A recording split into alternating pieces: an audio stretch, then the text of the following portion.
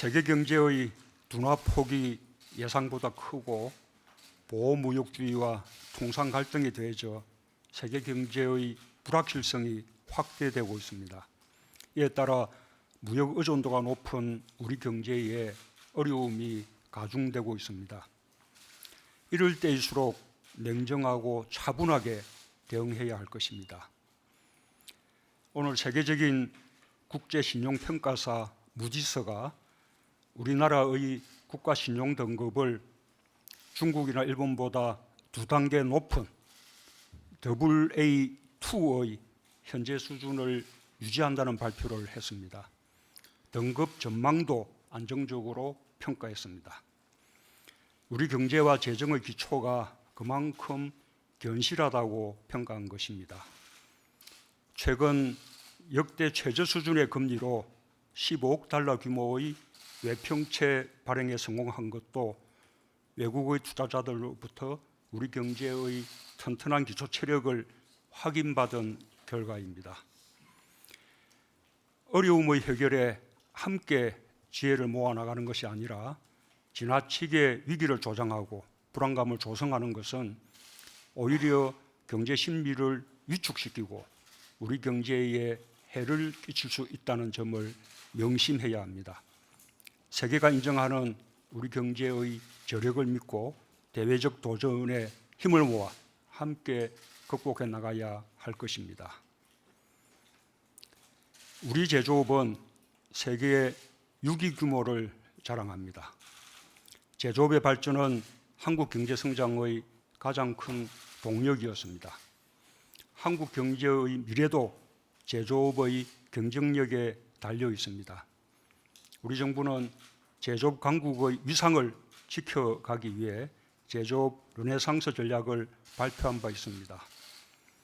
우리 제조업은 후발 국가로서 초고속 성장을 해왔기 때문에 외형적인 성장에도 불구하고 제조업의 근간인 핵심 부품과 소재, 장비를 상당 부분 해외에 의존하고 있고 그로 인해 부가가치가 상대적으로 낮고 대외 요인에 취약하다는 약점을 가지고 있습니다. 제조업 르네상스 전략의 핵심도 부품, 소재, 장비의 국산화 등 경쟁력을 키우는 것입니다. 산업의 허리가 튼튼해야 어떤 어려움이 다가와도 헤쳐나갈 수 있습니다. 정부는 부품, 소재, 장비 산업 육성을 국가 경제정책의 최우선 과제 중 하나로 삼고 예산, 세제 등 가용자원을 총동원하여 기업을 지원하겠습니다. 기업들도 기술 개발과 투자를 확대하고 부품 소재 업체들과 상생 협력을 통해 대외 의존형 산업 구조에서 탈피하는 데 힘써 주시기 바랍니다. 최근 일본의 무역 제한 조치에 따라 우리 기업의 생산 차질이 우려되고 전 세계 공급망이 위협을 받는 상황에 처했습니다. 상호 호혜적인 민간 기업 간 거래를 정치적 목적으로 제한하려는 움직임에 대해 한국뿐 아니라 전 세계가 우려하고 있습니다. 전례 없는 비상황 상황에 무엇보다 중요한 것은 정부와 경제계가 긴밀하게 소통하고 협력하는 것입니다. 상황의 진전에 따라서는 민관이 함께하는 비상대응 체제 구축도 검토해야 합니다. 청와대와 관련 부처 모두가 나서 상황 변화에 따른 해당 기업들의 애로를 직접 듣고 해결 방안을 함께 논의하며 필요한 지원을 아끼지 말아야 할 것입니다. 한편으로 정부는 외교적 해결을 위해서도 차분하게 노력해 나가겠습니다. 대응과 맞대응의 악순환은 양국 모두에게 결코 바람직하지 않습니다.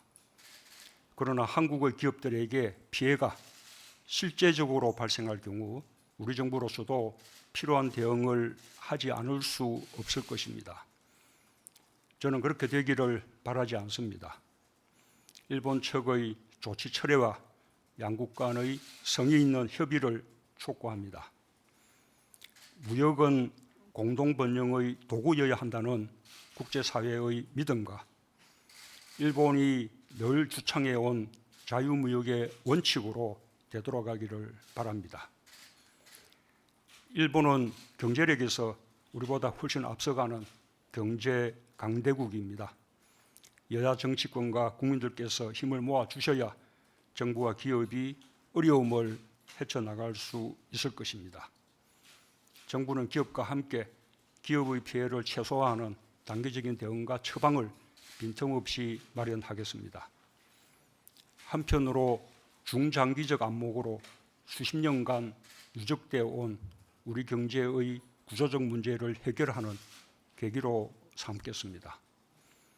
또한 한일 양국 간 무역 관계도 더욱 호혜적이고 균형 있게 발전시켜 심각한 무역 수지 적자를 개선해 나가겠습니다. 네, 이상입니다.